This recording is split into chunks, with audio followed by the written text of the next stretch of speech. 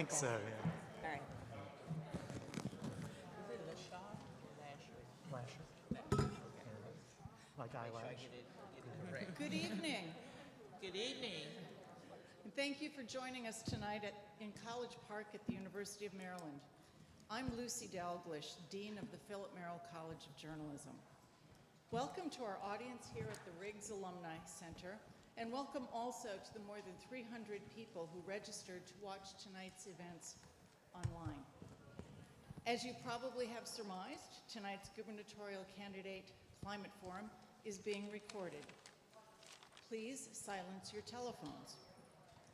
My Merrill College colleagues and I are delighted to co-sponsor tonight's gubernatorial candidate climate forum.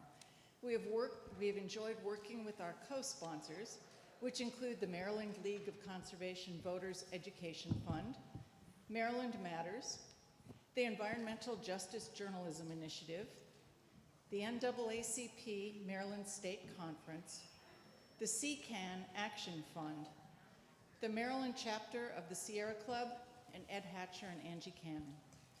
Now, to share with you the format and rules for tonight's forum, please welcome Kim Koble, Executive Director of the Maryland League of Conservation Voters Education Fund.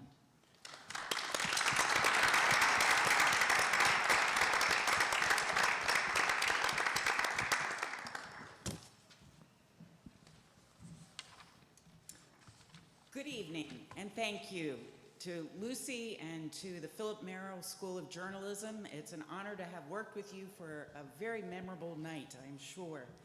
As Lucy said, I'm Kim Koble. I'm the Executive Director of the Maryland League of Conservation Voters and the Maryland LCV Education Fund. Maryland LCV uses political action and education to fight for clean water, healthy air, and resilient community for all Marylanders. I want to welcome and thank the candidates for being here and participating tonight, and for some of them for tomorrow night as well. And I also want to thank you in the audience that are here in person and also virtually. Between tonight and tomorrow night, we have over 1,000 people signed up to hear what the candidates are saying. Maryland LCV is honored to be co-hosting this forum as well as tomorrow night's forum at Gansler College with Maryland Matters. Maryland Matters has been a much-needed addition to the Maryland journalism landscape and shares our commitment to ensuring Maryland voters understand the threat of climate change. Before I introduce the panelists, I also want to send a very sincere thank you to Chuck Bakari, Maryland LCV Education Fund Board Chair, and the Maryland LCV staff for their dedication and work to ensure we have an educational and informative forum. I'm proud to introduce our three excellent panelists for this evening. Josh Kurtz is the founding editor of Maryland Matters.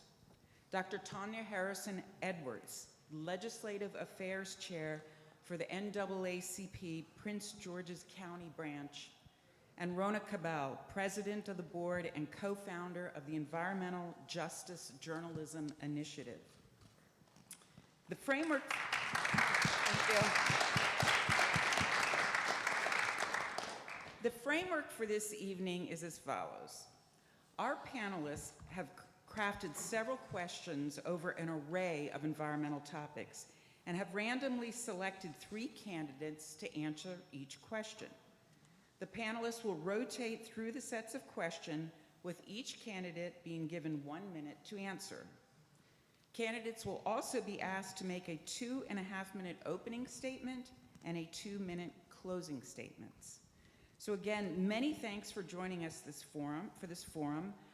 Reminder, please silence your phones, and we ask that the audience that's here in person for no signs or cheering. This is an event that's meant to be educational, and it's a forum, not a debate.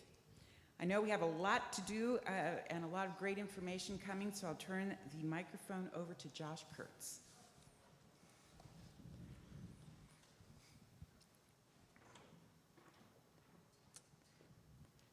Thank you, Kim, and thanks everyone for being here. Thanks to all the candidates, thanks to the audience, and thanks to the folks watching at home, as they say.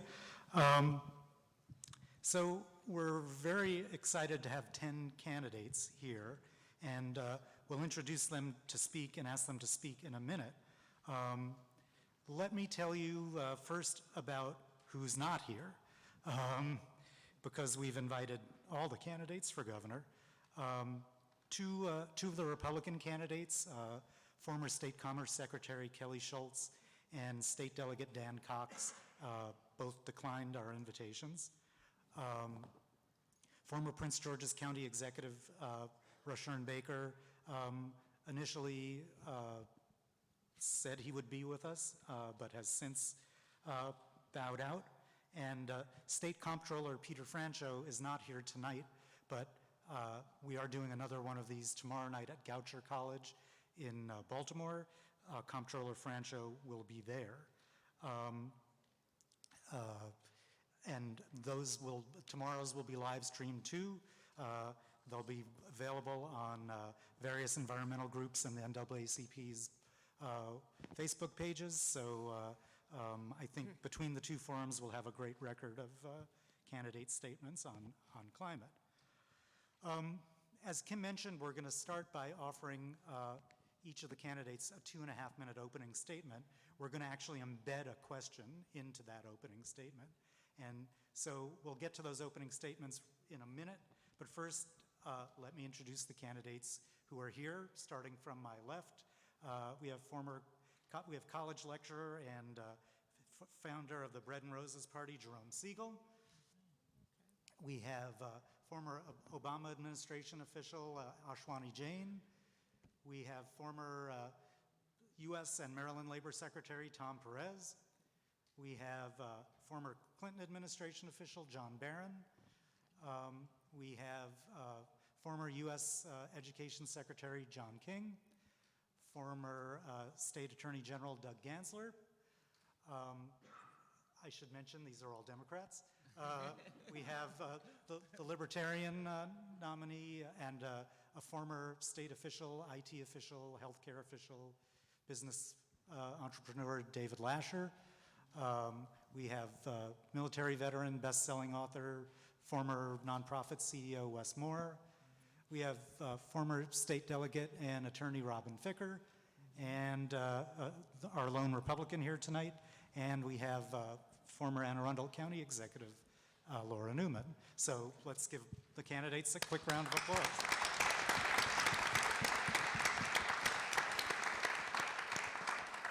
So we're going to begin with opening statements in that order, but as I said, there's going to be a question embedded in that statement. And the question we want you to answer while you're introducing yourself is, what's your top climate priority for the state of Maryland? And I guess I'm playing timekeeper too, so watch the space. Mr. Segal. Is this on? I believe so. Is this working? Yeah. So I've been asked to talk about really two things, myself and climate. I'm going to actually put a pin in the climate thing for later because we have a whole evening on it. I'll just say 3 words and then I'll come back to it. The Wuling Mini. The Wuling Mini is the second best-selling EV in the world. Now, I'm running as a Bread and Roses socialist. What is that? It's 3/4 Bernie Sanders, 3/5 Bernie Sanders, 1/5 Henry David Thoreau, and 1/5 18th century Quakers. So who's Jerome Segal? In the paper, they say, activist socialist. Well, for 2 words, I'll take it. But I think I'm actually more than an activist socialist. I'm the author of 7 books. The most relevant to this discussion tonight is called Graceful Simplicity, The Philosophy and Politics of the Alternative American Dream. I have a doctorate in philosophy, and I taught full-time at the University of Pennsylvania for a number of years, and in particular, I taught philosophy of education when I was there, which will be relevant to a critique that I want to level on the blueprint, which a lot of people got a free ride. After I left Penn. Actually, I left Penn deliberately because I wanted to go into public affairs. I went back to school, got a master's degree in public affairs, a second master, and my first role in government actually was at the UN, assisting Clarence Mitchell in his confrontation with Foreign Minister Forster, in his confrontation with Forster of South Africa over apartheid. I then spent 2 years, or actually 3.5 years on the Hill, but 2 of them were on the staff of the House Budget Committee, where I was administrator of a task force on social justice. Then I spent 10 years in the United States Agency for International Development. Okay, my goodness, all right. All right, let me just jump to, I spent most of my time in the last 4 decades on the Israeli-Palestinian conflict. You may think that it's got very little to do with being governor. Hogan came out against Ukraine the other day and broke a state-to-state agreement with the region of Leningrad. The first week that I'm going to hear, I'm going to rip up Hogan's executive order on BDS, and I'm going to recognize the state of Palestine, and we're going to open up a negotiation of a partnership state-to-state agreement between Maryland and the state of Palestine. Okay, thank you. Thank you. Mr. Jain. All right, thank you so much for having me. My name is Ashwani Jain. I use he, him pronouns, and I'm running for governor to make our politics more inclusive and accessible. Now, this idea of inclusion started when I was 13 and diagnosed with a type of cancer. During that time, I didn't think I would get to leave the 4 walls of that hospital room. I also found many who were making decisions for me instead of with me. And so I felt really depressed, hopeless, and helpless. And I also thought if I was blessed enough to get a second chance at life, I would make it count. And luckily, I not only beat cancer, but I turned from survivor to advocate. And it's that level of advocacy that I'm bringing to the governor's office and to this race. And yes, I would be the nation's youngest governor, but I have both the experience and perspective needed to serve each of you well. I have worked in the public, private, and nonprofit sectors.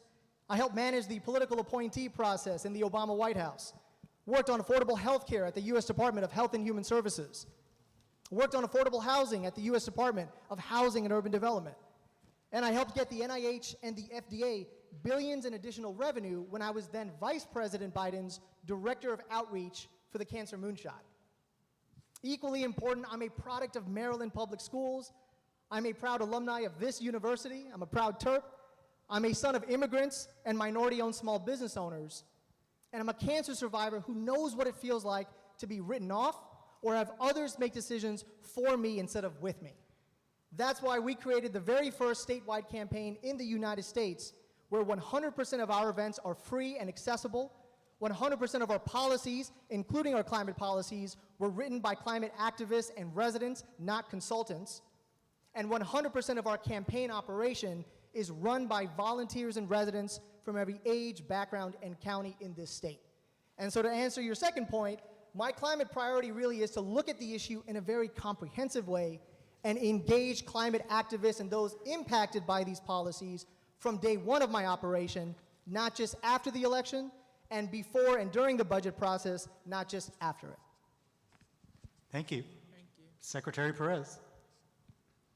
Time is running out to tackle the challenge of climate change. Maryland is falling behind. Those are not my words. Those are the conclusions in a December 2021 report commissioned by the Able Foundation. I'm running for governor because time is of the essence, not only on climate change, but on educational opportunity, jobs, justice, and opportunity. And I'm running for governor so that everyone will have access to jobs, justice, and opportunity. One thing I've learned from my service in local government, state government, and the federal government is that so many challenges we have are intersectional. In other words, it's not just one agency that has skin in the game. Climate change is one such example.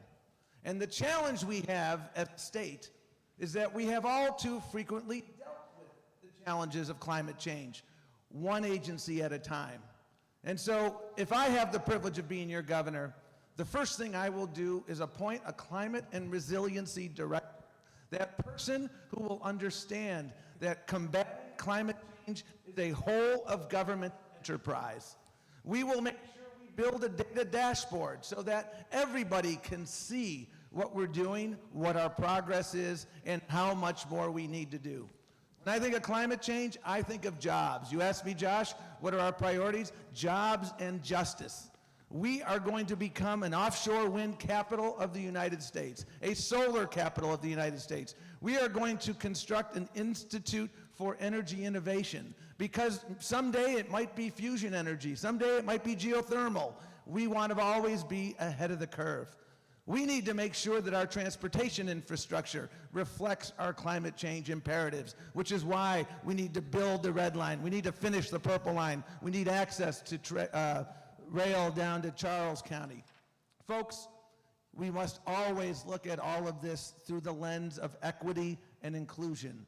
My entire career has been about equity and inclusion, civil rights, labor rights, jobs, justice. As we tackle these challenges intersectionally, it is really important to have a governor who has that demonstrated track record of making things work, getting stuff done. And that is what I intend to do if I have the privilege of being your governor. Thank you. Mr. Barron. Thank you. I'm John Barron, former nonprofit executive. Before that, I headed roughly $1 billion technology program in the Clinton administration. I've been an appointee of Democratic and Republican presidents, twice confirmed by the Senate. I've gotten major federal legislation enacted into law that's benefited Maryland and many other states. The reason I'm running for governor is that Maryland is not making progress on major problems that damage the lives of millions of people, and I'm offering a fundamentally different approach. In education, for instance, more than a quarter of middle school students in our state cannot read at a basic level. More than a third can't do basic math. Those numbers are no different than they were 20 years ago. More than 500,000 Marylanders live below the poverty line, and we've made zero progress reducing the state's poverty rate in more than 30 years. Low and moderate income Marylanders have seen stagnant wages since the 1980s, as income inequality has soared. Our state can't just keep doing the same thing we've been doing for decades, rolling out one unproven government program after the next and expect a different result, because many programs, no matter how well-intentioned they are, just don't work. So to make progress, we have to expand programs that don't just sound like they're good ideas, but have been tested in the real world and shown to make a big difference in people's lives. That's been the mission of my career and of the bipartisan reforms that I've gotten enacted into law. Now it's time to bring this evidence-based approach that I've spearheaded to Maryland. So, Josh, when I'm the governor of Maryland, we're going to do what's proven to work. I'll give you one quick example. We're going to expand high-quality tutoring to every struggling first and second grader in the entire state of Maryland, because that has been shown to move them up toward grade level early, before their problems become serious in later grades. And we're going to do this by engaging the community, including retirees and recent college graduates, to become tutors for a modest stipend as a public service. That's just one example of a proven program.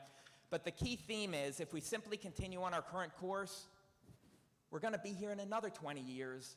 Nothing will have changed. To make progress, we have to zero in on solutions that are tested and proven. Now, in climate policy, my approach is similar. Let's do what works. Maryland has actually made great progress over the past 15 years. We've reduced climate emissions 38% since 2005. Tonight, I'm going to outline an ambitious regional initiative working with other states to build on Time's that up. progress and lead the nation on climate change. Thank you. Thank you. Secretary King. Thanks so much. First, let me thank LCV and Sierra Club and CCAN and NAACP and the entire environmental community for the opportunity to be in tonight's conversation. My name is John King. I was a teacher and principal. I was United States Secretary of Education for President Obama. But more than that, I'm a public school parent with kids whose future I worry about because of the climate emergency and the impact it will have on them and on their kids. We are already seeing the consequences of climate change around the state. We are seeing flooding regularly in many parts of the state, including Ellicott City. We are losing farmland on the eastern shore to saltwater intrusion. We have some of the worst asthma in the country in Baltimore. These are not 50 years from now problems. They are today problems that demand specific, actionable plans. And unfortunately, I think tonight what you're going to hear from many of my colleagues is platitudes, is promises without details, without specifics, without targets, without hard choices. But the reality is we can't make the progress we need to on climate or protecting our environment or addressing environmental justice or making our communities more resilient if we aren't willing to be specific. Now, I come to this issue not only with a passion, but with real experience. I co-chair a national commission on mobilizing the K-12 sector to take on climate action. It's comprised of civil rights organizations, environmental groups, education leaders, and youth activists. And I also founded a progressive advocacy organization called Strong Future Maryland that's worked with many in this room to advance real action on climate in the Maryland General Assembly. So for me, the top goal is get to net zero by 2035. That should be our shared goal. That will require ambitious action. It will require us to commit to getting to 100% net zero public buildings, state office buildings, schools, higher ed campuses. It will require us to commit to making sure that all of our energy production is clean by 2030. It will require us to reduce get to 60% of our vehicles being electric vehicles, including trucks, by 2030, and moving our entire state fleet, all of our school buses and public transit to electric by 2030. But that is all achievable if we have leadership that is committed to specific action, and that's what I'll do as governor. Thank you. Attorney General Gansler. Thank you all for being here, and thank you to the University of Maryland, which my father was a longtime teacher here and a dean, and thank you to the environmental community for being here. When we talk about climate change, I think there's two very important things we need to recognize. One is we need to have somebody with credibility in the field, and while all of my colleagues here are wonderful, nice people and have had successes in their fields, the environment has been my issue, along with crime, and keeping people safe in a just way and making the state stronger. I served 23 years in government. I was a federal prosecutor. I was a state's attorney in Montgomery County. As state's attorney in Montgomery County, I started the first environmental crimes unit in our state's history, going after people on the criminal level, not just the civil level. When I was attorney general, the reason why I ran for attorney general was because of the environment. I became known by my colleagues around the country as the environmental attorney general. In fact, I ran the National Association of Attorneys General Environmental Committee. We did things like get roxarsone taken out of chicken feed, which is basically arsenic, and putting it in the water. We went after Reggie. We did CAFO legislation. We did things that, that my colleagues up here don't know what they are. I'm probably the only person here who's been to MDE. I'm certainly the only person here who's been to the Conowingo Dam. We've done an enormous amount as Attorney General going after corporate polluters. We did 22 river audits, and we took on and made the state cleaner and safer.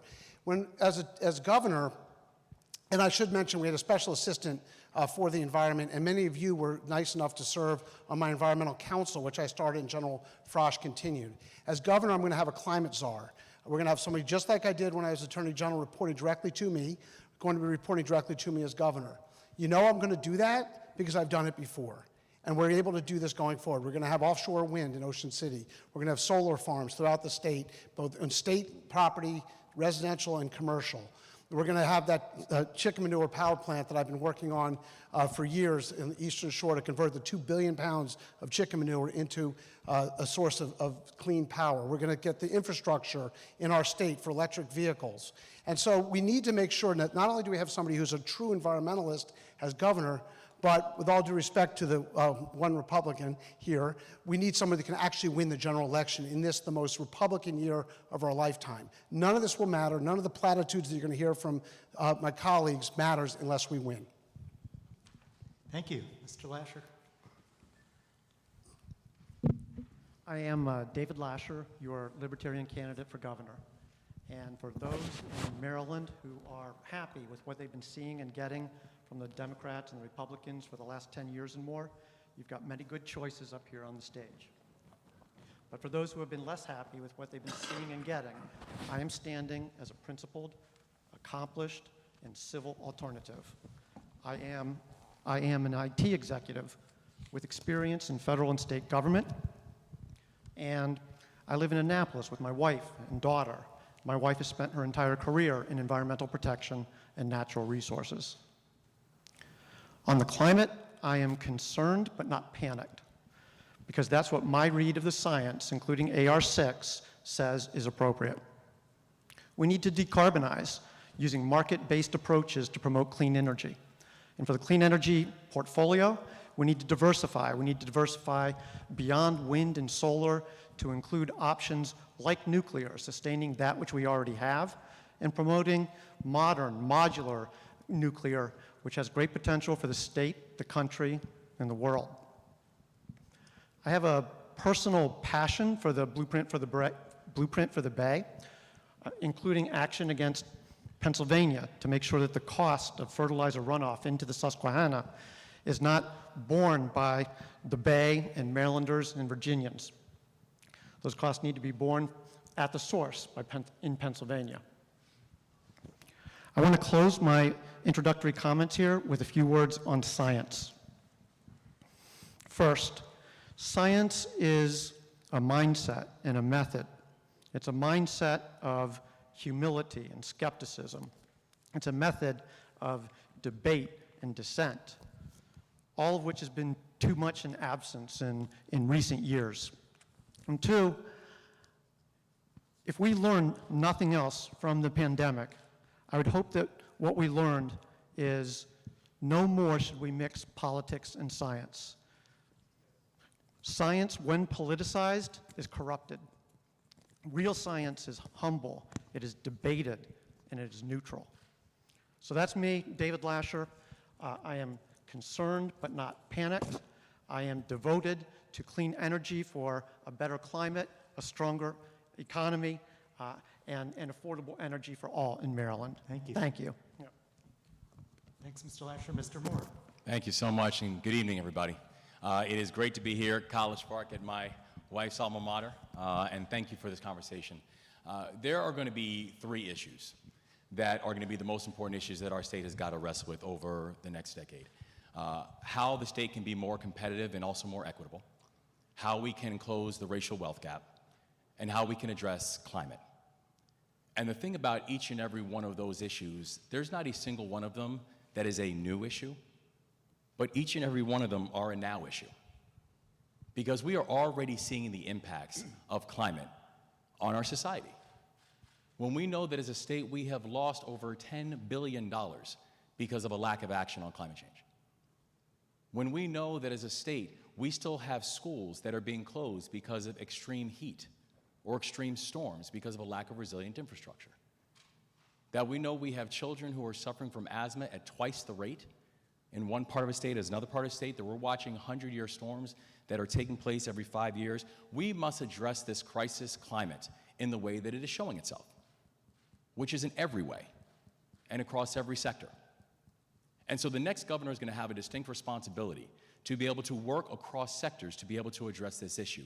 The private sector, the public sector, philanthropy, community organizations, and working with the people. Because everybody's going to have a role to play in addressing this crisis, because this crisis is impacting everybody. And I have a 2-decade record of public service and leadership, of working and leading across sectors to address these issues. And so specifically the things that we need to get done, we need to make sure that in the next administration, we are going to have 100% clean energy by 2035. We are going to have net zero emissions by 2045. That we have to have a coordinating body and coordinating effort to make sure that we are working across sectors to be able to address these issues in a collective process. That this crisis is going to need a leader who has been battle-tested in these issues, battle-tested across sectors, to be able to leverage not just federal dollars, but also private dollars, to be able to work efficiently and effectively to be able to address these issues. And so so in my time of being battle-tested, including being CEO of one of the largest anti-poverty organizations in this country, having addressed these issues, myself and my running mate, former delegate Rona Miller, we are going to make sure that we are going to lead in this time and do what I learned in the military, which is, if you want different, do different. Thank you. Mr. Ficker. Welcome. I'm Robin Ficker, running for governor, and I'm the only one running who wants to cut your taxes. I'm going to cut the state sales tax 2 cents, saving the average household $780 a year, making Maryland the first state ever to cut its state sales tax, and will get a reputation of being business friendly. My running mate, Leroy Yegi, is from Dundalk. I believe the Baltimore area is very important to have on a ticket. I've spent the last 2 summers meeting people, and I've met many of you on the boardwalk in Ocean City. Long hours there, getting your opinions. In 2 hours, I could meet people from all 23 counties plus Baltimore City. And I'm going to take your views down to Annapolis and represent you. I believe we should make use of Calvert Cliffs nuclear plant. Right now, we have 2 reactors, each one of which has about 860 megahertz of energy, megagigs of energy produced every year, 860 per plant. 12 years ago, we tried to double that with a 3rd reactor that was twice as big. It was turned down at the last minute. We need to reactivate that idea and get a 3rd reactor in Calvert Cliffs. Those 2 power plants in Calvert Cliffs now serve 1 million homes a year. We can make that 2 million and save a lot of energy. As for cleaning up the bay, people entrap everywhere around the bay. If you have a sewage treatment plant that doesn't work, fix it now, because when I'm governor, we're going to check on you and make sure that it's running well. We have a modern-day Stalin working over in Russia now. I've studied Stalin, and we need to help the people that he is trying to kill. And the way we do that is by undercutting his profits, the profits he's making, because Russia is little more than a gas station. They earn 50% of their revenue for gas. We need to bring the prices down. Time's up. Thank you. Ms. Newman. Good evening. My name is Laura Newman, and I have listened to several of the candidates talk about their long careers serving the environment, and I thank them for that. The concept of caring about the environment came to me later in life, probably later than many of my fellow candidates. You see, where I grew up, the streets were asphalt, the sidewalks were concrete, the houses were brick, and the roofs were tar. And you knew when someone was getting a new roof because you could smell the tar throughout the neighborhood. The concept of the environment didn't really exist for us in inner city Baltimore. We talk a lot about food deserts. We should be talking about nature deserts. If we want people to care about the environment, then everyone needs to have access to the environment. And the truth is, in my earlier days, I was much more focused on choosing between eating, shelter, and gas than I was on whether or not we had a Chesapeake Bay, which of course I hadn't seen yet. So I do understand now that, as we talk about it, it's really easy to say this is what you will do, but we also don't recognize that we don't all start from the same place. Over the years, I worked really hard. I was a high school dropout, and I didn't go to college. I later got a master's degree in business from Loyola University in Maryland. I serve as an entrepreneur in residence here at University of Maryland. And I actually have also served in public office. I had the incredible honor of being county executive and running an economic development agency. After a lot of different experiences in life, I started to think about things in a different way. When you're exposed to new things, you think differently. And so for me, it became a priority to have the opportunity to get on a boat. I'd never been on a boat. So I called a friend and asked if I could go sailing on the Chesapeake Bay. And I did, and I have to tell you, 2 weeks later, I moved to Annapolis. I loved it so much. It was the greatest experience I'd ever had. I really felt like I was on vacation when I was on the water. And that's why the Chesapeake Bay is my #1 priority for Maryland and the environment. I, as county executive, came to understand the wastewater runoff that's happening in the Chesapeake Bay, the septic problem that is polluting the bay, and our response to it is to be active as a family. We are involved in cleanup, and I want to tell you a couple things. One is I have a house in Crisfield on the water. We have the most beautiful and majestic waters in the United States, We need to make sure everyone gets to see them. We also decided to become an oyster family. So we now have, we cultivate oysters, and if you'd like some, we have thousands. They're for free. We'll be happy to send them over to you. We have more than we can eat. Wow. Thank you. That sounds like a good offer. Thanks so much. Thanks to all of you. We're now going to begin the question and answer period. And as I mentioned, we've kind of selected questions. We've thought out these questions. We've selected the recipients randomly. We're going to ask one question of 3 of you and then move on to another question and another 3. And so we begin with Rona Kobell. Good evening. This question is for candidates Newman, Moore, and Perez. How would you commit to working with environmental justice advocacy organizations in Maryland to help you identify and select the heads of agencies and commissions responsible for protecting our environment? Do you feel that the state should diversify the leaders on environmental commissions and in agencies? We can start with Ms. Newman. Absolutely, I believe in diversifying. And you know what, you don't even have to decide. If you decide you're going to look for the most qualified, talented people, you'll automatically have diversification or diversity. It happens naturally if you're looking for talent. The way I work with folks is that I try and hire the best and the brightest. And you know, it is very well known, and I'm sure it'll come up tonight, that I vetoed the stormwater fee in Anne Arundel County. I did that because it was only implemented in 10 jurisdictions in Maryland out of 24. But what I did in response is also hire the most qualified, most talented person to run that program. And I got a lot of pushback on it. I believe that we need people who care passionately about the environment, serving the environment. And so I was willing to take that. You know what? We're going to hire the best people. We're going to make sure that they're qualified, and we're going to make sure they represent the community. Okay, Mr. Moore. I believe in the leadership philosophy of the people who are closest to the challenge are the ones who are closest to the solutions. The challenge is they're hardly ever at the table.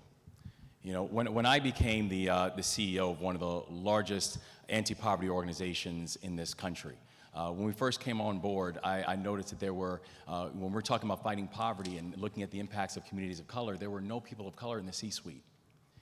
By the time that I left as the CEO, we had over 50% people of color within the C-suite, and our C-suite was over 70% women. The people who are closest to the challenge are the ones who are closest to the solution. So one of the things that will happen during my administration, on our first day, we will appoint someone who will report directly to me, a chief of sustainability, mitigation, and responsiveness.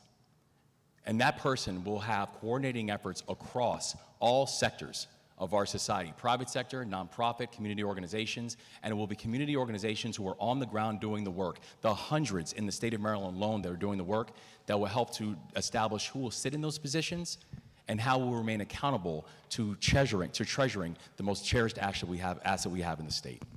Thank you. Secretary Perez. The best way to figure out what someone will do in the future is to look at what they've done in the past.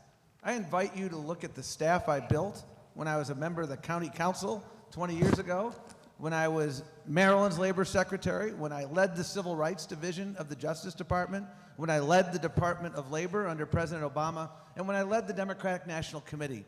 We hired the best, the brightest. We reflected the diversity broadly defined of the community. That's incredibly important, and it's not enough. You need to go all the way through the organization. When I got to the Labor Department, we were second from the bottom in worker satisfaction. Thank God for DHS. And when I left, we were in the top third. Why? Because we were intentional about listening to people. The most important question you can ask as a leader is, what do you think? And that's what we did.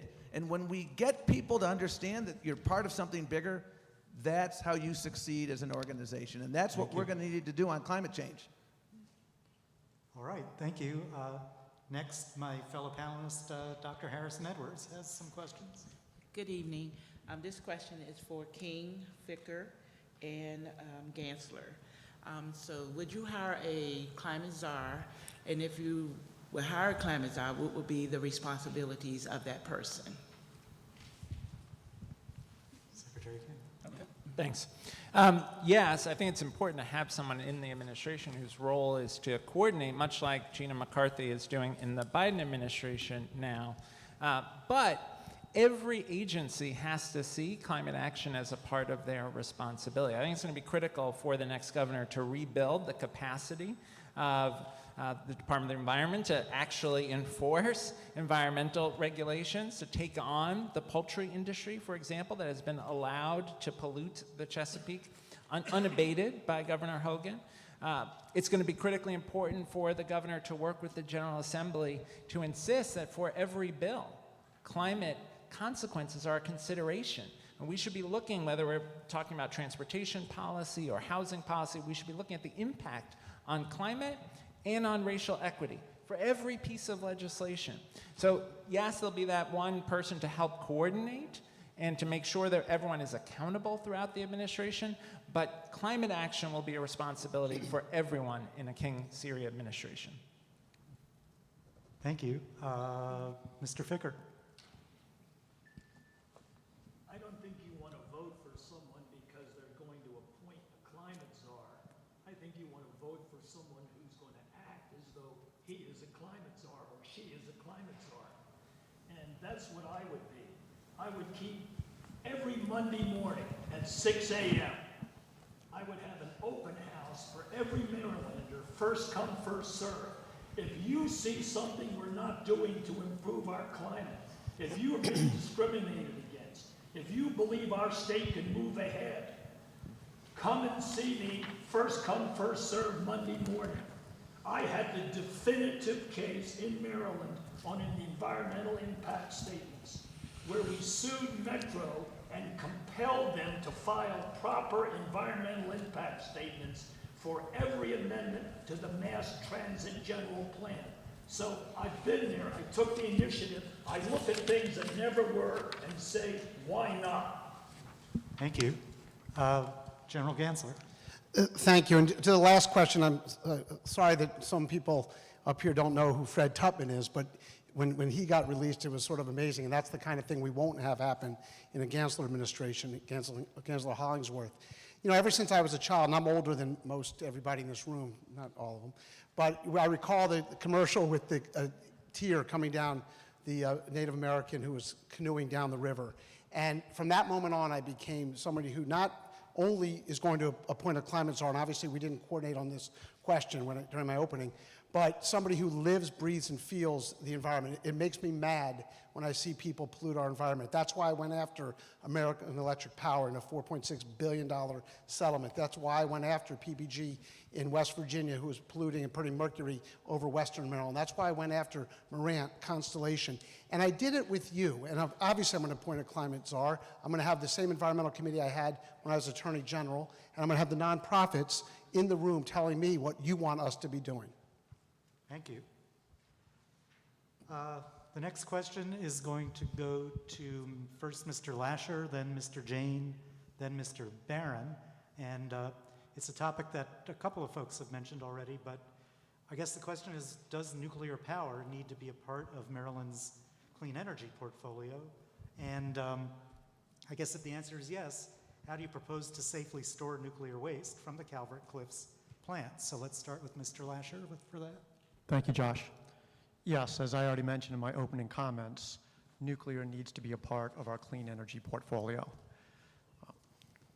Not just traditional nuclear, but there are emerging technologies, advanced nuclear, that offer potential. There is a company that is based in Rockville, X Energy. They offer a solution. Where are they selling this solution? Piloting this solution. Washington State, Canada, not in Maryland. We need to change that. For us to achieve net zero goals with reliable power that is affordable to all Marylanders, we can't not use nuclear. What would, at Calvert Cliffs, where they store the nuclear, Calvert Cliffs stores its own nuclear waste, as most all nuclear power plants do today. Time's up. And that would be the method. Thank you, Josh. Thanks. Mr. Jain. Yeah, I'm going to be completely candid. I'm not sure. And the reason is when I talk to the climate activists on my team who are making all of our climate policies as well, residents who would be impacted, The issue is safety. How are you going to store this? How are you going to make sure that diverse neighborhoods, low-income neighborhoods are not going to be impacted negatively? Because we've seen this time and time again, especially when you're putting together, different power plants, coal power plants, minorities, low-income folks. We're the ones who typically get impacted in the worst case, in the short term especially. So a lot of my focus has been more on looking at, ensuring that we have environmental impact studies done for any piece of legislation that could impact the environment, investing in solar power and redeveloping our brownfields, hydropower, wind power, making sure we have free public transit, which is one part of my Maryland Now plan, making sure that we are engaging residents before, during, and after these situations so that we don't have to pick up these pieces after we move forward on certain legislation. Thank you. Mr. Barron. Yes, my approach is technology neutral and would include nuclear energy. Here's the big picture.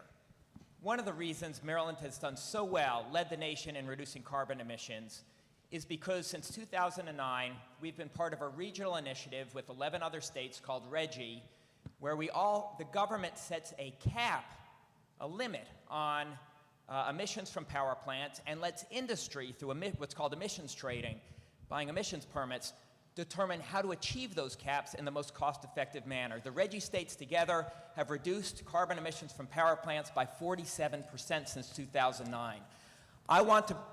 It's technology neutral. Industry decides, do we use solar versus wind versus nuclear versus other.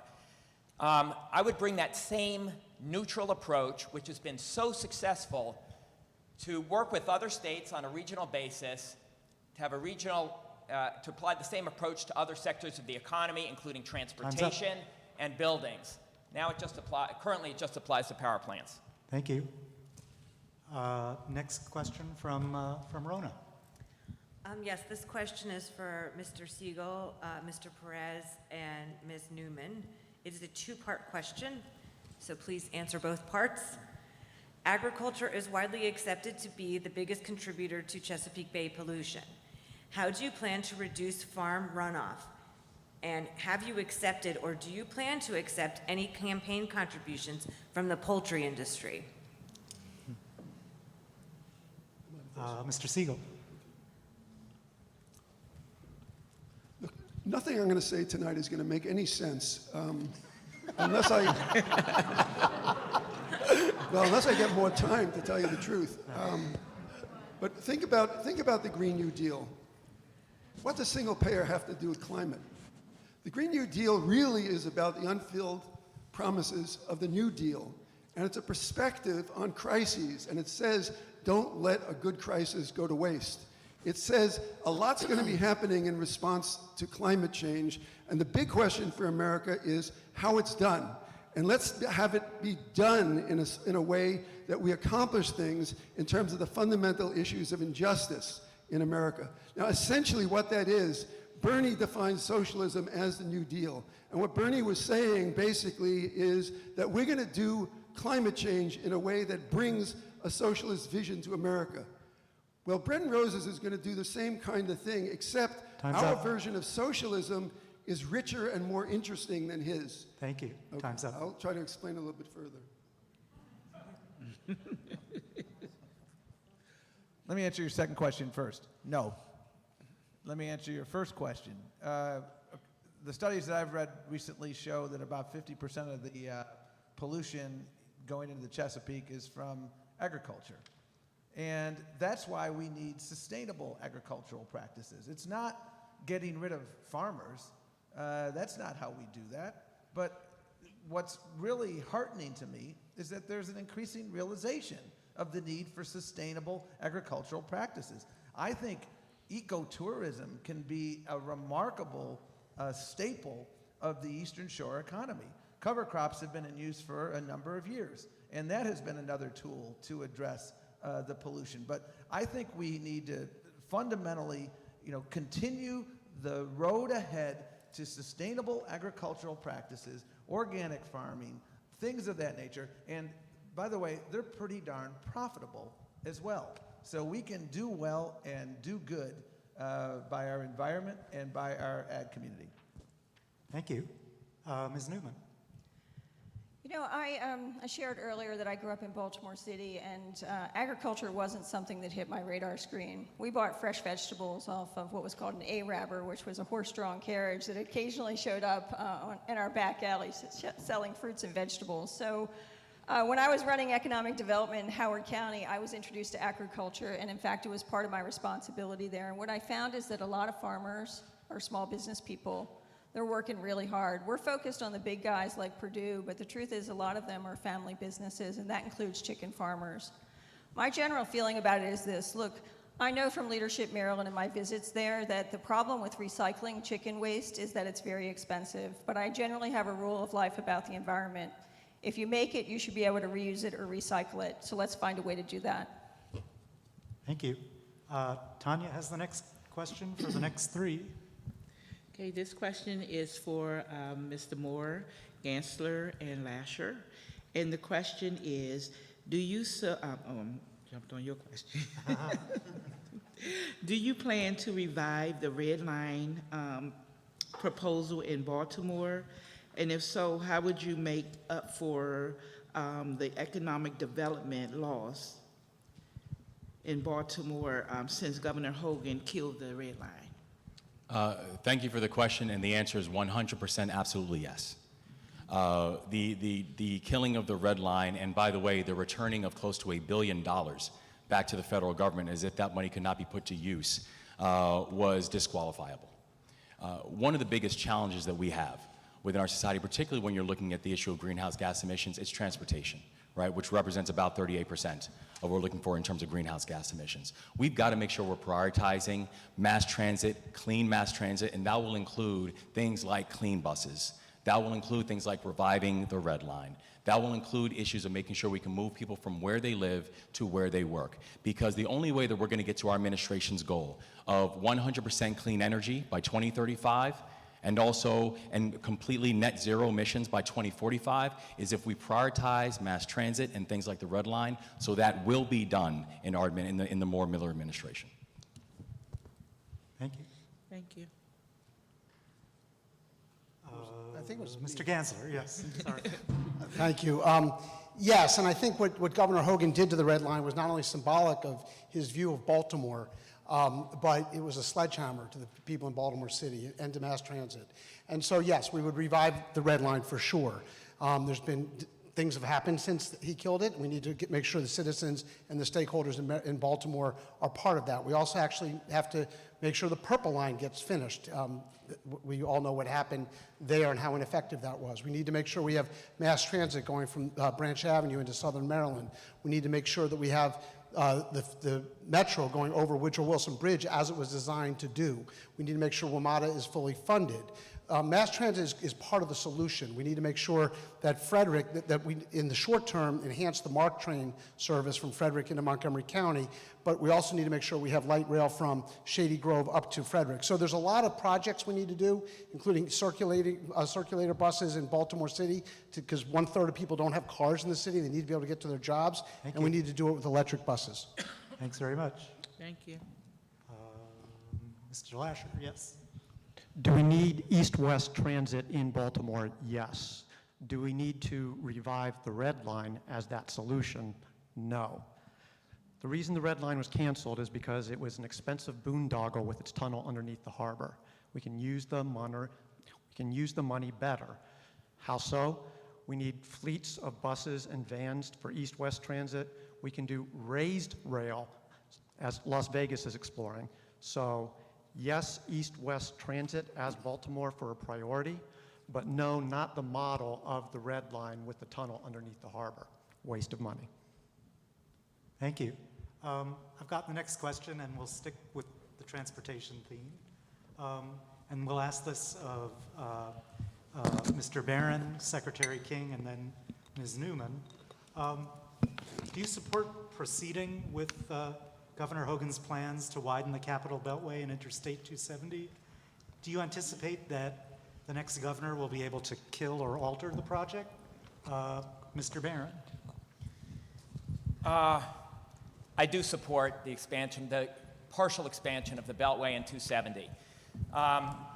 This is a quality of life issue. Nobody likes to be sitting in traffic. I mean, we've all experienced that. I experienced that on the drive over here. It is also a question of economic development. It's hard. We're competing against other jurisdictions like Virginia that do not have as significant traffic problems. What I would do is, consistent with my let's do what works approach, I support the partial expansion of the Beltway from the 270 spur through the American Legion Bridge, as is currently proposed, and the expansion of I-270 south of I-370. That's the partial expansion. Let's see what happens to traffic patterns. Maybe that's enough before we go on to do the full expansion. So I do support the partial expansion. Let's see what happens. Let's see what works, and then determine whether we need to go further. I also support mass transit alternatives. I'm a strong supporter of the Purple Line. Thanks very much. Secretary King. The proposed 270 expansion from the governor is a mistake. It will not make traffic better. The toll lanes will make profits for the company that builds them, but it will not translate into better conditions for drivers. There may be alternatives like reversible lanes that the county executive has proposed that could help us to improve the traffic situation. But at the end of the day, we don't need the transportation solutions of 30 years ago. We need to have transportation solutions that respond to the climate challenge. That means we've got to invest much more in public transportation. I agree with colleagues. That's building the Red Line, that's finishing the Purple Line, that's the Southern Maryland Light Rail project, that's more MARC trains. To do all those things, we've got to invest in clean electric buses. We've got to build the charging stations so we can move to electric cars. We've got to have broadband access all over the state so that folks have flexibility in their schedule. Those strategies are much better matched to the current moment as we meet the climate challenge. Thank you. Ms. Newman. You know, this is a difficult question because it's a balance of quality of life and economic development. You know, I think about the Jones Falls Expressway. It cut Baltimore City in half and really decimated that part of the community. And as I think about the Capitol Beltway, you know, I've driven that Beltway. It is not easy, and I understand why people want more lanes. My biggest issue with it is we're taxing people to drive those lanes. And that means that if you have more money, you can afford to go faster, and if you have less money, you cannot. That's where I object. I have a real problem with that. And if we want to create equality and opportunity for everyone, let's continue to invest in public transportation. I grew up on public transportation, and if we do a better job of expanding the metro system and make public transportation accessible to all, meaning it goes into the neighborhoods where people are trying to get to work, then I think we will have solved the problem instead of continuing to build additional highways. Doesn't mean we don't need them, they are important, but I don't think we're having a balanced conversation about it. Thank you. Next question comes from Rona. Okay, this question is for candidates Gansler, Segal, and Jain.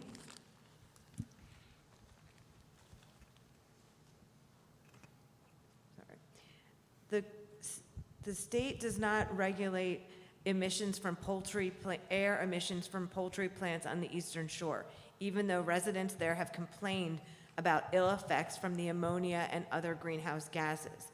As governor, how would you monitor this air quality issue on the Eastern Shore? Yes, I mean, very shortly after I became Attorney General, I became enemy number one to the poultry industry. I think that was unfair, by the way, because I do think that this idea of agriculture versus the environment is an unfair one. I think we can do both and should do both. One of the proposals I've been talking about for years is to convert the 2 billion pounds of chicken manure that goes into the bay into a environmentally sound system of getting clean energy and away from getting that chicken poultry manure into the bay, and therefore we can have actually more poultry, more agriculture, more open space. One of the big things I'm talking about, if you look at my Green Maryland platform, it's the most obviously developed, as you can tell, of any of the candidates on the website. We talk about a moratorium on growth and making sure that we have more agriculture. So yes, in fact, I did go after, one of my colleagues talked about Reggie. I actually, this is why a Democratic governor matters. When I became Attorney General, Ehrlich would not sign on for our state under Reggie agreement because he was mad at Joe Curran. Right? When I became Attorney General with Martin O'Malley, we automatically did that. We went after air polluters. Thank you. You didn't hold the sign up. It's all right. I'm tired. He's always mean to me. Mr. Segal.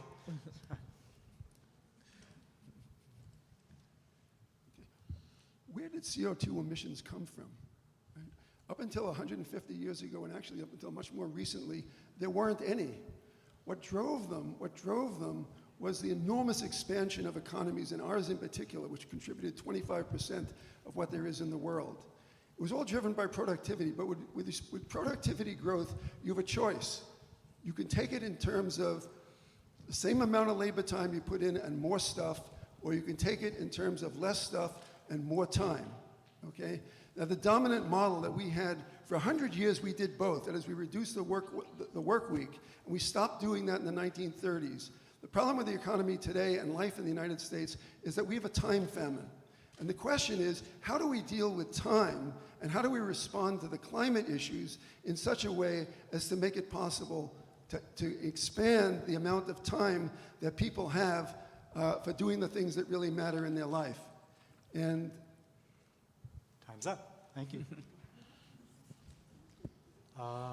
Improving air quality, right? Okay. So yeah, I mean, we essentially need to have more regulations, more inspections, making sure that we're protecting the air of residents on the Eastern Shore, we're limiting the use of poultry manure, but then also making sure we have clean drinking water. The issues of Flint, Michigan are close to home. A lot of residents on the Eastern Shore use private drinking wells, which also have unhealthy nitrate levels. All these issues are connected. So making sure we have better regulations, smarter regulations, and making sure that we're not polluting the environment, which also has an impact on our health and also has a racial undertone to it as well, and a geographic undertone. Thank you. Next question comes from Tonya. So this question is for Ficker, Moore, and King. And so the question is, we are losing many historical sites on the Eastern Shore, particularly black churches due to climate change. The Maryland Historical Trust has very little funding. How would you support funding the Maryland Historical Trust in support of the churches?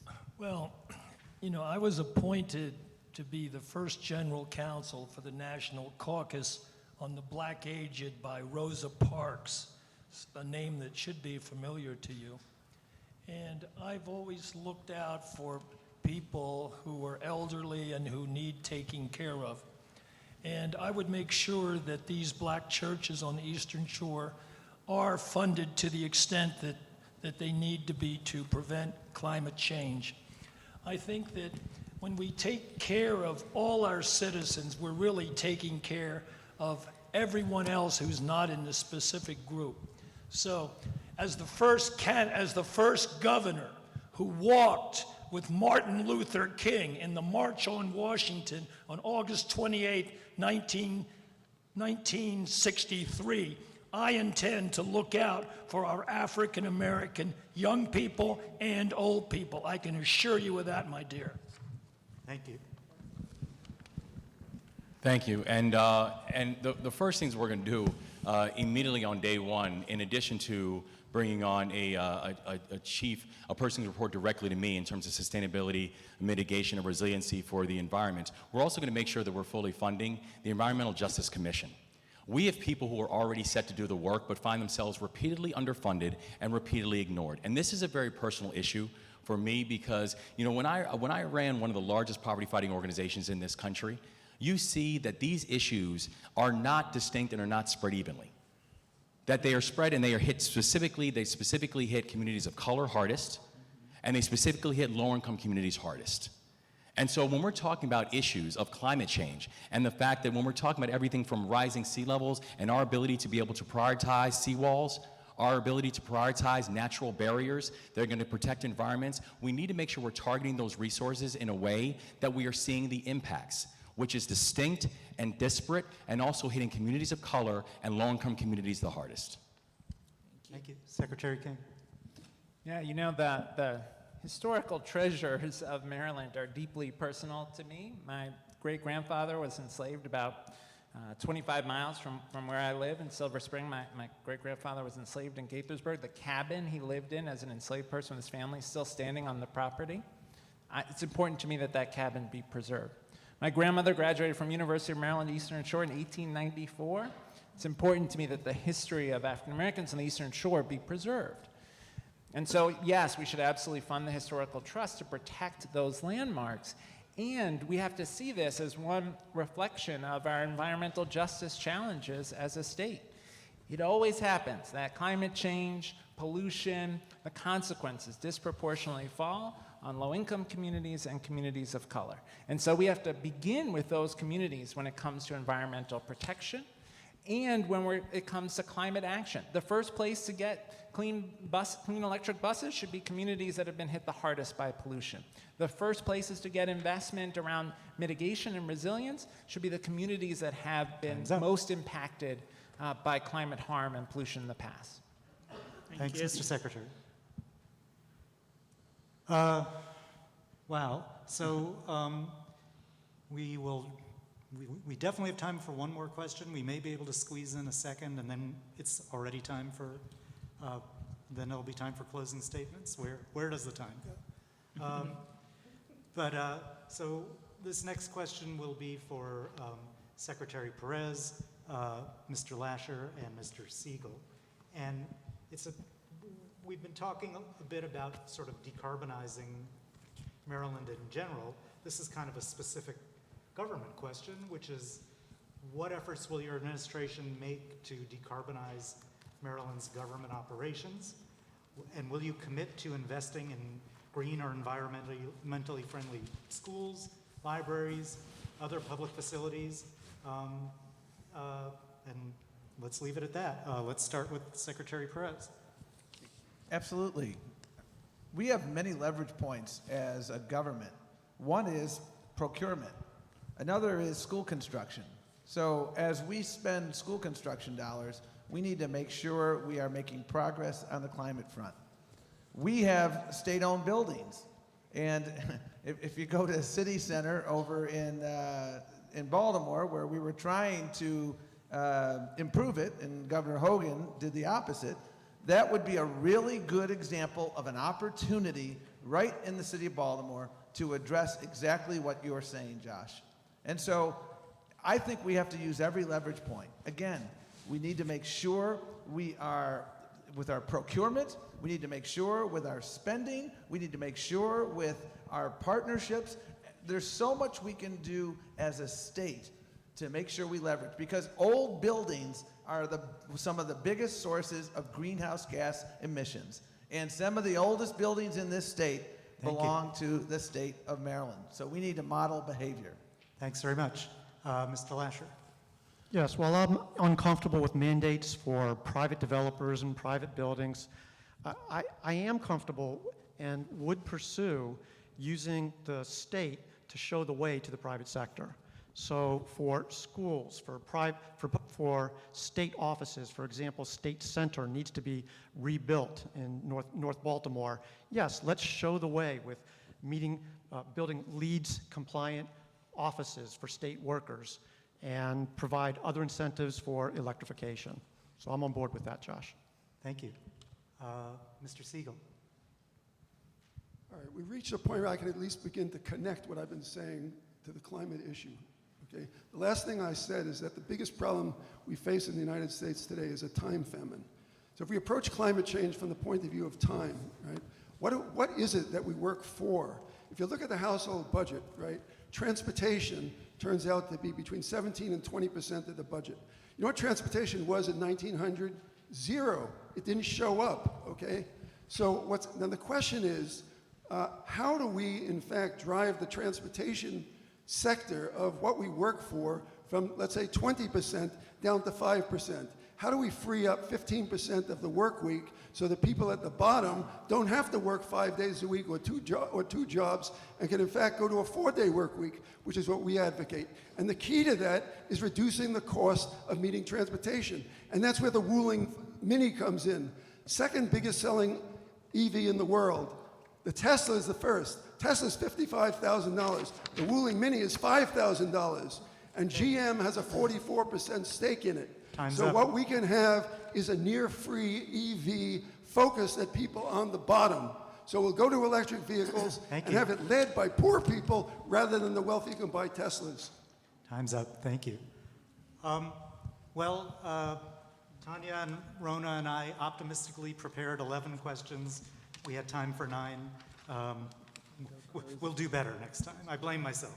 But anyway, I mean, your answers have been really interesting and thought-provoking, and it's now time for 2-minute closing statements, and we are going to start with Mr. Gansler, move our way down this way, then hop back to Mr. Segal, and I guess end with Secretary King. So 2 minutes, Mr. Gansler. Thank you. Experience matters. I've been in government for 23 years, and the reason why experience matters is not just because you've actually sat around and done some things like some other in this race, but you understand how the levers of government work. And so, for example, for 7 of the 8 years we were able to pass legislation. One of the pieces of legislation was working with those in this room to get standing for nonprofits to be able to fight and sue during the permitting process and afterward. And that's the kind of thing that matters incredibly much. And so I think Tom said earlier, what you've done is what you're going to do. And for example, right now, one of the things I'm doing in the private sector is I represent states like Vermont and other states in lawsuits on climate change against the fossil fuel companies. I think it's important. I know the facts, and we're going to be successful there. I really would commend you to our Green Maryland website, things like making sure we put the moratorium on growth. I never thought I'd be quoting Robin Ficker, but he brought up TRAP tonight, and TRAP is a place where they're trying to put 2,600 homes in Lakeside. And so look, I think that the most important thing in this election for the Democratic side is to have someone that has credibility on these issues, both crime and climate, to keep people safe in Maryland, and someone that can win, because only when we win can we work with the Kim Kobels, the Lynn Hellers, the Josh Tolkins, the Mike Tidwells of the world to make this state the leader in our country on climate change and on the environment. And since I have 30 seconds, I'll just talk about the Chesapeake Bay. That's the treasure and jewel of our state. And when I left the Office of the Attorney General, we had made great strides to cleaning up the Bay. What's happened these last 8 years has been abhorrent, and I can't wait to get back to business working with those in this room and those who are watching. And thank you very much for the opportunity tonight. Thank you. Thank you. Mr. Lasher. I think I want to make 2 points in closing. One is that as governor, well, I would start with what I mentioned at the outset, which is my perspective is that on the climate, we should be concerned and take action, but not feel panicked. And this is what I believe that the science says, even when you dig into AR6. And so what does that mean? It means let's not put the pedal down too hard. Let's realize that the difference between this year, that year, 5% here, 5% there, it's not going to make that big a difference for global climate change, which is really going to be driven by what happens in China, India, and the developing world. So let's move forward with decarbonization, clean energy from all sources, not having the state of Maryland, the government picking winners and losers, neutral, as John said. And let's remember one thing, one last thing, which is it's not just about getting a better climate. It's also about something that I was the only candidate here this evening to mention. It's about the power being reliable and affordable for all Marylanders. Right? So we have to balance those different priorities, and that's what I would do as governor. Thank you. Thank you. Mr. Moore. Thank you so much. My sisters and I were raised by a single mom after my dad died in front of me when I was months from my 4th birthday. And we struggled. And I know that after watching the struggles that my mom had, where I first felt handcuffs on my wrist when I was 11, my mom didn't get her first job that gave her benefits until I was 14, that I was going to devote the rest of my life to public service, because I was going to devote the rest of my life for fighting for people like my mom and for fighting for people like my dad. And recently, when I was CEO of one of the largest anti-poverty organizations, people say, well, how did climate show itself in that world? The answer was easy, in every way. In the air that people were breathing, in the water that people were drinking, in the schools that people were attending, and the fact that we still have schools where children cannot drink from the water fountains, in the fact that we have people who are living in communities that are not resilient to the very real dangers of climate change. And so in our state, the new motto of the state of Maryland is going to be, leave nobody behind. Because I understand that there are those in the state who do not understand the urgency of the crisis, and there are some who do and understand where we're going to go, but are trying to figure out what it means for them in their life, in their occupation. And I do completely get that. So we are going to make sure that we are going to build a resilient economy that is going to focus on retraining workers, that we're going to make sure we're electrifying the grid, that we're going to make sure that we're going to have a service year option for every single high school graduate, where they have a chance to have a year of service to the state of Maryland, and that will include serving in our environment. That we're going to build an inclusive society where we can have measures of economic growth and save some of the greatest treasures that we have within this state. And so I don't just have the commitment, I have the experience of working across sectors, every sector, in order to get this work done, which is what's going to be required.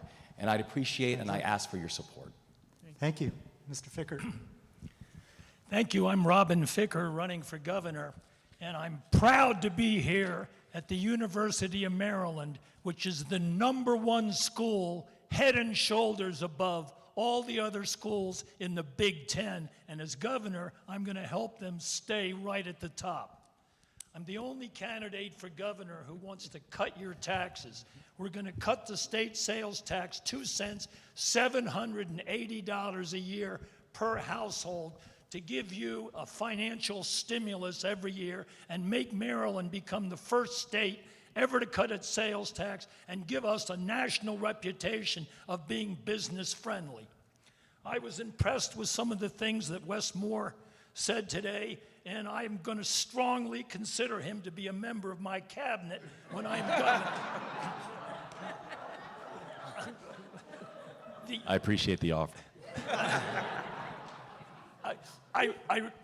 I've been to Calvert Cliffs. I've walked every inch of it, and I can tell you that each reactor is producing about 860 megawatts of energy. We need to double that production and serve another 1 million homes with Calvert Cliffs in our precious Calvert Cliffs area in Calvert County. We need to double the production there. I'm going to make sure that our sewage treatment plants are not leaking out into the bay so that people have questions about whether or not they should go for a dip. We need to keep our state clean, beautiful. We have wonderful people, Western Maryland, Southern Maryland, Northern Maryland, all parts of the compass. I'm proud to be a lifelong Marylander, and I'm going to do a very good job to represent you as your next governor. Pleasure to be here. Thank you, Mr. Ficker. Ms. Newman. I've seen the very best and the very worst of what Maryland has to offer, and that includes the environment. You know, I bring both public and private sector experience to this opportunity, and you know, I'm really honored to be here today to be able to share a little bit about my background with you. You know, part of my experience in really wanting to understand Maryland is that I got to participate in Leadership Maryland. It was really incredible to travel to every corner of this state. We have beautiful oceans, the incredible bay, and we have Western Maryland and the mountains. We have it all here. What we have to do is take care of it. And I'm actually going to speak not about myself, I'm going to speak about my children. We've all talked about the importance of the bay. We know about wastewater runoff. What we haven't talked about is our disposable economy. We need to start making things that we can reuse, we can recycle, we can repurpose. So I'm going to talk a little bit more globally because my children get very upset when they see us clearing rainforests. I'm going beyond Maryland. I'm going to the whole world and saying we have to do a better job for the next generation. They are counting on us. They expect us to do it. They are going to demand that we do it. And I do understand the balance with economy. I have worked in economic development. I have been a business person. We can do both. We can do a better job for our environment. We can do a great job for our community. And at the end of the day, we need to make it about fairness. Because until there's an opportunity for everyone, and we are talking about fairness in the conversation, whether it's access to the environment or figuring out how we balance economy with reuse, reduce, recycle, and only making things that we can repurpose, then we really haven't served our entire community. Thank you for the time tonight. I appreciate being here. Thank you so much. Mr. Segal. So perhaps it's clear that what I'm talking about is utopian. It's a cultural revolution in the United States. The one thing about climate change and the policy discourse about climate change is that it has enormously lengthened the time span within which we think about public policy and our expectations for people who are potential policy makers. Okay, used to be just a couple of years ahead. Okay, now we're talking, 2040, 2050, end of the century. 2050 is 28 years from now. Okay, do you know how big 28 years is in history? Think about 12 years. You know what 12 years is? The rise and fall of the Third Reich. Hitler comes to power in 33, and he commits suicide in 45. Okay, that's 12 years. Okay, 28 years take you from Roosevelt to Bob Dylan. Okay, so we have, within the time frame that we're seriously thinking about climate change, we've got an alternative. We can, just think in terms of dealing with climate and come out of it successful. It'll be basically life as it is now, except that we won't be worried about any further climate change. Or we could have a transformed culture. We're in the same time frame. Now, if you approach climate change in the right way, we can do it, And that's why time and dealing with things like the amount of labor time that it takes to meet your transportation needs is so central, Because we can knock, for instance, and especially for people at the bottom of the income ladder, because people at the top, actually, if you have a time liberty law that allows you to tell your boss that I'm going half-time or I'm going to a 4-day work week, and you can't be penalized for it, you can cut back if you have too much stuff. If you don't have enough stuff, it's an empty liberty. So the question is, how can you make people at the bottom such that they can meet their needs, in fact, on a 4-day work week? You can do that if you can knock transportation down from 17% to 6%, and if you can knock housing and shelter down from 30% to 20% to 15%. That's our agenda. Thank you. Thanks, Mr. Segal. Mr. Jain. Yeah, thank you again so much for this opportunity. Once again, my name is Ashwani Jain, and I am running for governor to make our politics inclusive and accessible. And that does touch on climate change, climate justice, because when I talk to residents, when I talk to organizers, the thing that I always hear is these politicians are not accessible, they're not accountable, and they're not transparent. It's hard to get a hold of them during the campaign. It's even harder to hold them accountable after the election. So that's why, unlike any other candidate, we're fully accessible on my campaign because 100% of our events are free. We don't charge residents and activists to meet me and have a one-on-one. And through my mobile offices, I am personally in a different county each and every day of the week. I am fully accountable because 100% of my campaign is run by residents and activists from every age, background, and county. In other words, you already have a seat at the table from day one of my operation. I'm also 100% transparent because we've shared the most detailed and comprehensive and fully paid for policy agenda on our website, jainforgovernor.com, since last January 2021. And we have proven that we can build a winning campaign with the most residents, the most volunteers from each of our 23 counties in Baltimore City without needing to constantly fundraise. So as activists in this climate change issue, you can make sure that you can hold me accountable and have a seat at the table once I'm elected because I'm giving it to you from day one over a year ago. So I thank you for this opportunity. If there are other questions that people have or want to have a one-on-one with me, you can go to the website, jainforgovernor.com. I'm happy to make the time and elaborate on other questions or answer additional questions that you may have. Thank you. Thanks so much. Secretary Perez. We're punching below our weight on climate change. We're punching below our weight on education. We're punching below our weight on healthcare. We're punching below our weight on jobs. We're punching below our weight on affordable housing. We're punching below our weight on racial equity in this state of Maryland. We've got a global pandemic. We've got a war going on. There's a lot of stuff happening. And folks, I come to you with unrelenting optimism because on the darkest nights, we see the brightest lights. I had the privilege of serving as your labor secretary under Barack Obama, and the privilege of leading the Civil Rights Division in the first term of Obama. The laws we enforced in the Civil Rights Division were a product of the 1960s, the Civil Rights Movement. The laws we enforced at the Labor Department were a product of the New Deal. Think about those 2 decades. Decades of struggle, war, famine, courage, and ultimately accomplishment. Folks, I come to you with optimism because we are in a moment in time where we can write a new social compact for the 21st century. And I come to you with unrelenting optimism because there are a group of serial activists in this room. I'm looking at one right now. I'm looking at one right now. A group of serial activists that are demanding this. And it is going to take, on all of these issues, someone who has been there on all of these issues.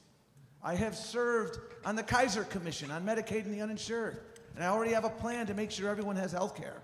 I have served in local government. My first vote on the county council was for the Purple Line and against the Inter-County Connector. I have the experience that you need to implode those stovepipes. And my life's work, and I invite you to look at all 35 of my years of life's work, has been about jobs, justice, and opportunity.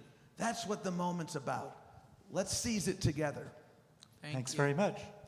Mr. Barron. I am the only candidate that has proposed an ambitious, systematic, regional effort that would have a major impact on climate emissions. The regional effort we are currently in, RGGI, with 10 other states, a cap-and-trade approach that applies to power plants, has been extraordinarily successful, as I described.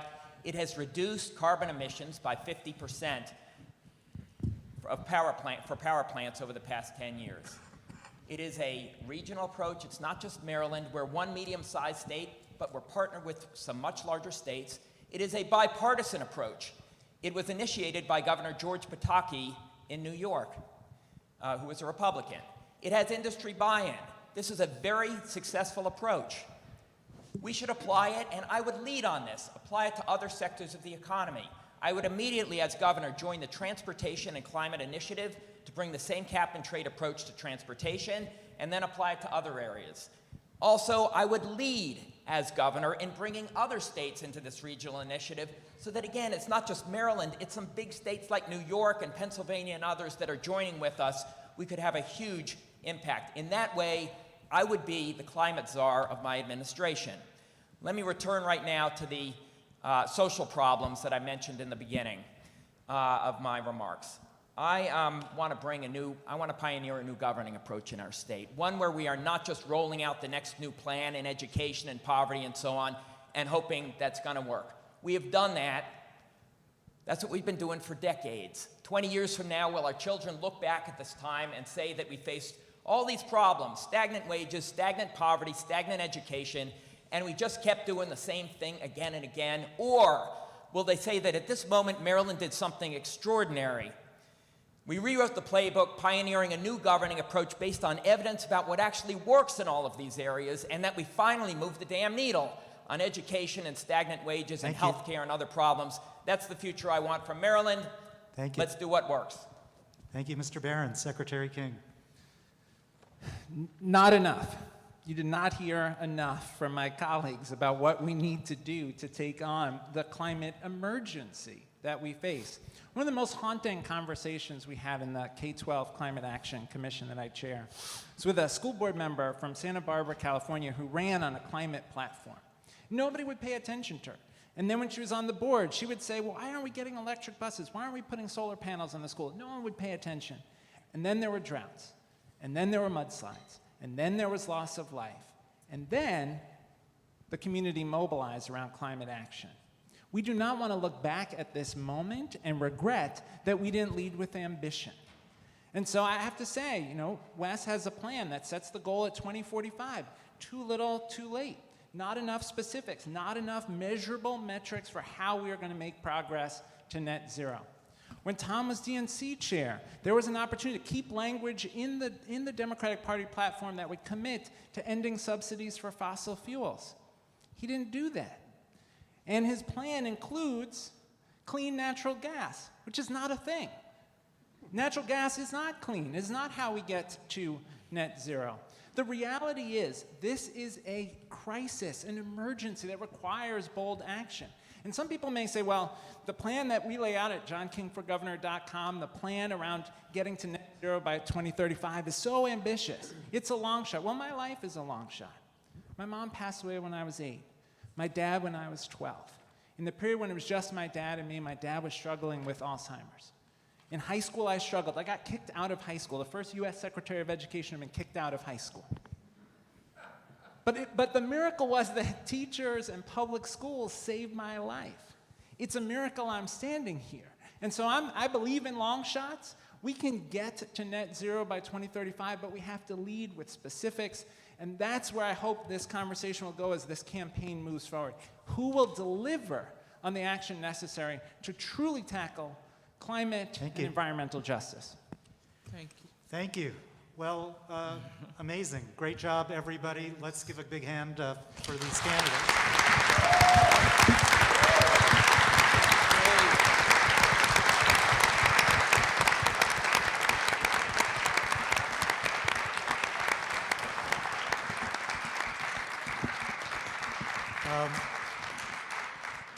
We're truly honored to have you all here. Thank you.